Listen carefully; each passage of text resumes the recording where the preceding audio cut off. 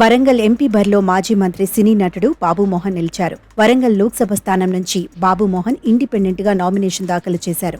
నామినేషన్ల చివరి రోజున వరంగల్ రిటర్నింగ్ అధికారి కార్యాలయానికి వచ్చిన బాబుమోహన్ నడుము నొప్పితో ఇబ్బంది పడుతుండటంతో అక్కడ సిబ్బంది వీల్ చైర్లో ఆయన లోపలికి పంపారు. ఎన్నికల రిటర్నింగ్ అధికారి ప్రావీణ్యకు నామినేషన్ పత్రాలు అందించారు. నామినేషన్ దాఖలు చేసిన సందర్భంగా బాబుమోహన్ కీలక వ్యాఖ్యలు చేశారు. కేఏ పాల్ ప్రజాశాంతి పార్టీ నుంచి నామినేషన్ వేస్తారనే ప్రచారం జరగడంపై బాబుమోహన్ స్పందించారు.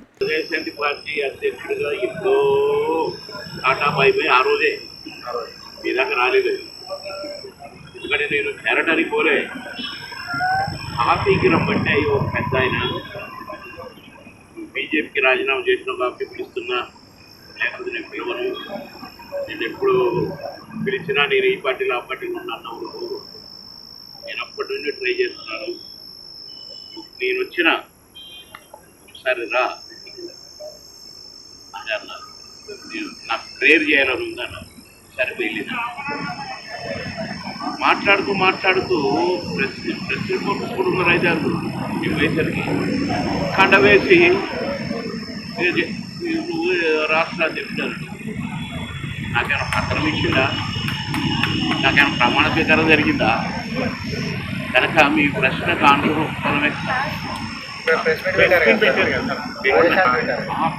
చేస్తుందని వెళ్ళారే కదా. కానీ ఇది అధ్యక్షుడిగా జనం చూసింది ఇక్కడ ప్రెస్ పెట్టిపోయిన తెల్లాలి. నాకు అర్థం లేదండి.